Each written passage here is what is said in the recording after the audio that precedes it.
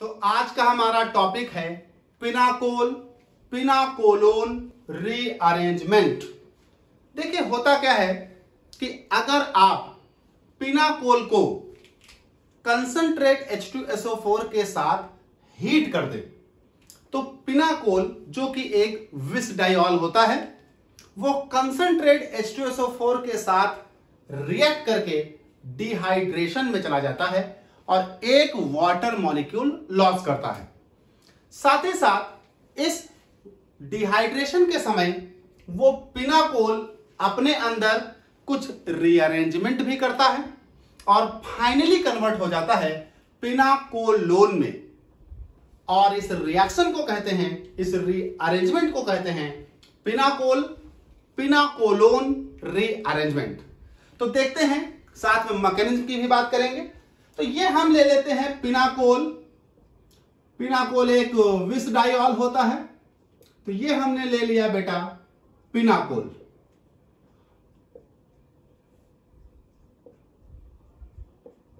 ये आपका हो गया पिनाकोल। पिनाकोल को आपको हीट कर देना है कंसंट्रेट H2SO4 के साथ। तो कंसंट्रेट H2SO4 के साथ हीट कर दीजिए, एक वाटर मॉलिक्यूल लॉस हो जाएगा। कैसे निकला अभी मैकेनिज्म में बात करेंगे। तो एक वाटर मॉलिक्यूल लॉस हो गया और ये रीअरेंजमेंट में चला जाएगा और रीअरेंजमेंट करके पिनाकोलोन बना देगा। ये बना देगा दिस, और इसे हम कहते हैं पिनाकोलोन। और इस रीअरेंजमेंट को कहते हैं पिनाकोल पिनाकोलोन रीअरेंजमेंट। कैसे हुआ मैकेनिज्म में देखते हैं।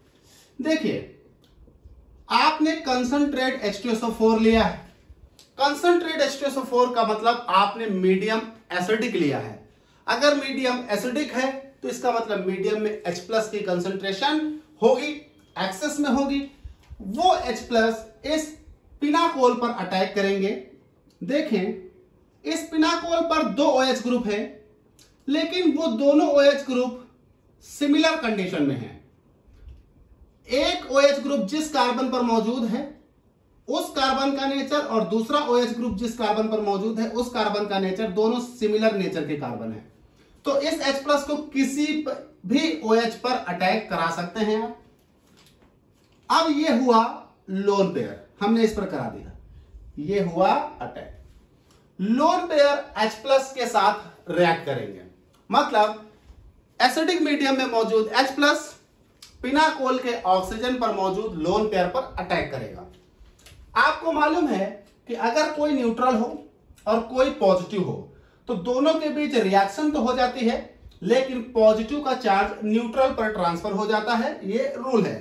तो हमने ऑक्सीजन के लोन पेयर H+ के साथ जब बाइंड किए तो H+ का ट्रांसफर हो गया चार्ज ऑक्सीजन पर। तो ये मेरे पास हो गया CH3 CH3 और ये हो गया बेटा OH। नाउ ये हो गया मेरे पास CH3, ये हो गया CH3 और ये हो गया OH2 और ऑक्सीजन का चार्ज ये रहा। जो चार्ज इन पर था वो इन पर आ गया, क्योंकि इन्होंने लोन पेयर इनको दिए तो इन्होंने चार्ज इन पर ट्रांसफर कर दिया। तो ये हो गया ऑक्सीजन पर चार्ज। ऑक्सीजन के चार्ज को अगर न्यूट्रलाइज करना है तो इस बॉन्ड को ऑक्सीजन की ओर तोड़ो। जैसे इस बॉन्ड को ऑक्सीजन की ओर तोड़ोगे, ऑक्सीजन पर क्या आएगा बेटा माइनस।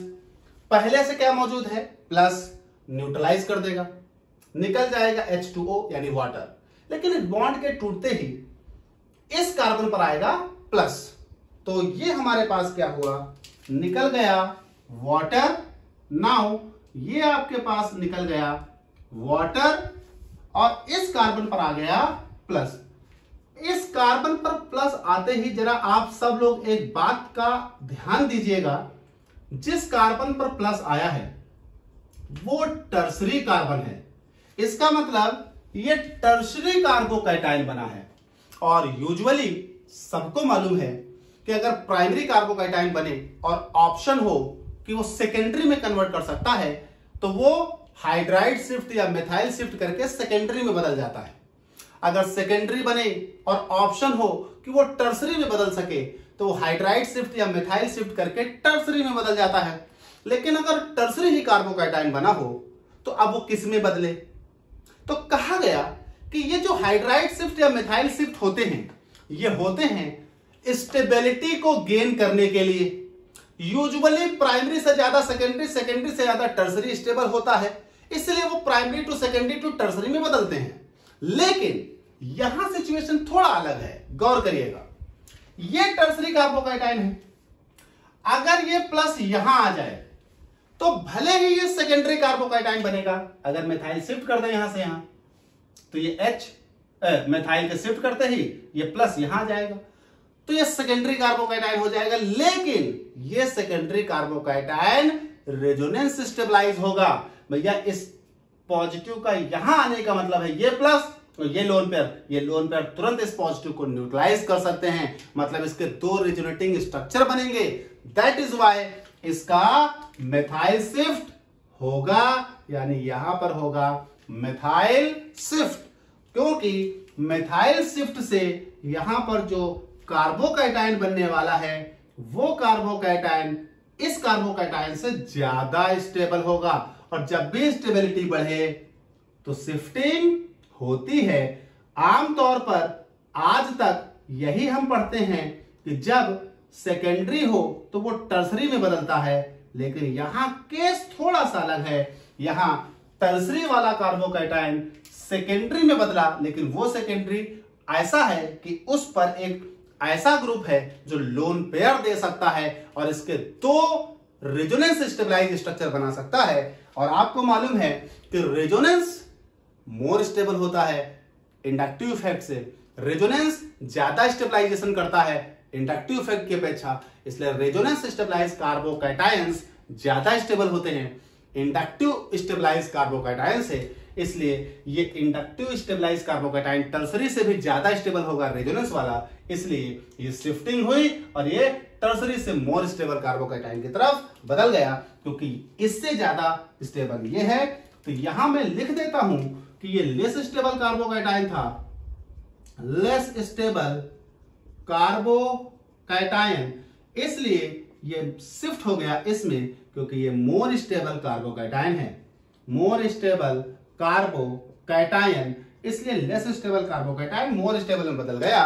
क्योंकि यहां पर ये देखिए ये लोन पेयर इसके चार्ज को न्यूट्रलाइज करके इसे मोर स्टेबल बना रहे हैं। यहां दो रेजोनेटिंग स्ट्रक्चर बन रहे हैं, ये दोनों एक दूसरे में कन्वर्ट होते रहेंगे। तो ये मेरे पास बनेगा CH3C double bond O single bond H C, ये हो गया CH3, ये हो गया CH3 और ये हो गया CH3।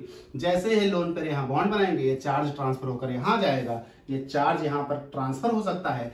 1 और 2 ये स्टेबलाइजेशन हो रहे हैं, दैट इज वाई इनसे ज्यादा स्टेबल ये दोनों हैं, तो ये दोनों मोर स्टेबल हैं, दैट इज वाई वो इसमें कन्वर्ट हुआ है। अब इस ऑक्सीजन के पॉजिटिव चार्ज को न्यूट्रलाइज करने के लिए आप ये बॉन्ड तोड़ दो। जैसे बॉन्ड तोड़ोगे ऑक्सीजन पर आएगा माइनस, हाइड्रोजन पर आएगा प्लस, ऑक्सीजन का माइनस ऑक्सीजन पर पहले से मौजूद प्लस को न्यूट्रलाइज कर देगा, जो H पर प्लस आया वो H को बाहर निकाल देगा, ये निकल गया बेटा H प्लस, और नाउ ये आपका कन्वर्ट हो गया पिनाकोलोन में। तो ये आपके पास हो गया पिनाकोलोन रीअरेंजमेंट। यहां पर ये स्टेप समझने वाला है कि टर्सरी कार्बोकैटायन है। वैसे तो टर्सरी कार्बोकैटायन मोर स्टेबल होता है, लेकिन टर्सरी से भी ज्यादा होता है स्टेबल रेजोनेंस स्टेबलाइज। अगर ये प्लस यहां शिफ्ट हो जाता तो ये रेजोनेंस स्टेबलाइज कार्बोकैटायन बन जाता, that is why methyl shift हो गया और ये लेस स्टेबल से और ज्यादा मोर स्टेबल कार्बोकैटायन में कन्वर्ट हो गया। तो ये हमारे पास हो गया है पिनाकोलोन रीअरेंजमेंट।